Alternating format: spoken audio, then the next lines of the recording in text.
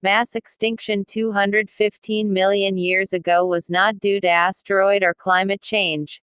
By Todd McLeish, University of Rhode Island on May 31, 2020. A team of University of Rhode Island scientists and statisticians conducted a sophisticated quantitative analysis of a mass extinction that occurred 215 million years ago and found that the cause of the extinction was not an asteroid or climate change, as had previously been believed.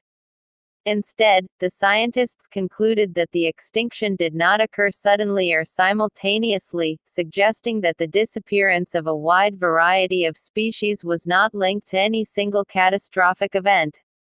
Their research, based on paleontological field work carried out in sediments 227 to 205 million years old in Petrified Forest National Park, Arizona, was published in April in the journal Geology. According to David Fastovsky, the URI professor of geosciences whose graduate student, Riley Hayes, led the study, the global extinction of ancient late Triassic vertebrates, the disappearance of which scientists call the Adamanian, Rheweltian turnover, had never previously been reconstructed satisfactorily.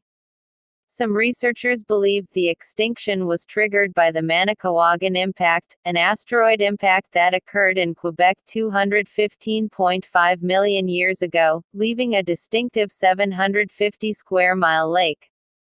Others speculated that the extinction was linked to a hotter and drier climate that occurred at about the same time.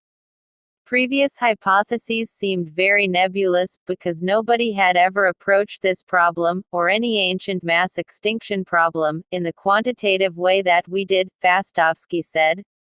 In the end, we concluded that neither the asteroid impact nor the climate change had anything to do with the extinction, and that the extinction was certainly not as it had been described, abrupt and synchronous.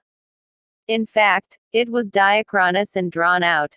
The Adamanian, Rheweltian turnover was the perfect candidate for applying the quantitative methods employed by the research team, Fastovsky said.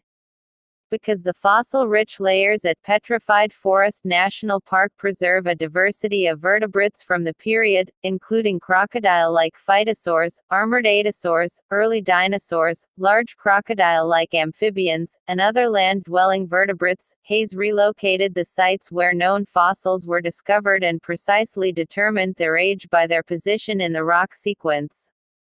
He was assisted by URI Geosciences majors Amanda Bednarek and Catherine Tiley. Hayes and URI statistics professor Gavino Puglioni then applied several Bayesian statistical algorithms to create a probabilistic estimate of when the animals most likely went extinct. This method allowed for an unusually precise assessment of the likelihood that the Adamanian vertebrates in the ancient ecosystem went extinct dramatically and synchronously, as would be expected with an asteroid impact.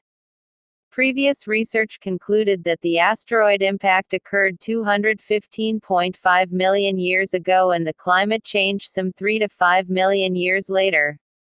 The URI researchers demonstrated that the extinctions happened over an extended period between 222 million years ago and 212 million years ago. Some species of armored archosaurs Typothorax and Paratypothorax, for instance, went extinct about 6 million years before the impact and 10 million years before the climate change, while those of Acinasuchus, Trilophosaurus and Calyptosuchus went extinct 2 to 3 million years before the impact.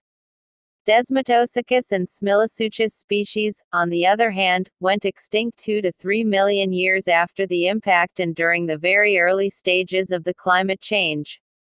It was a long-lasting suite of extinctions that didn't really occur at the same time as the impact or the climate change or anything else, Fastovsky said. No known instantaneous event occurred at the same time as the extinctions and thus might have caused them. The URI professor believes it will be difficult to apply these quantitative methods to calculate other mass extinctions because equally rich fossil data and precise radiometric dates for them aren't available at other sites and for other time periods. This was like a test case, a perfect system for applying these techniques because you had to have enough fossils and sufficiently numerous and precise dates for them, he said. Other extinctions could potentially be studied in a similar way, but logistically it's a tall mountain to climb. It's possible there could be other ways to get at it, but it's very time-consuming and difficult.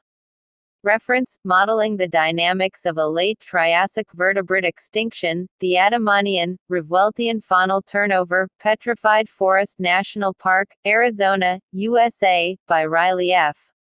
Hayes, Gavino Pagioni, William G. Parker, Catherine S. Tiley, Amanda L. Bednarik and David E. Fastovsky, 3 January 2020, Geology.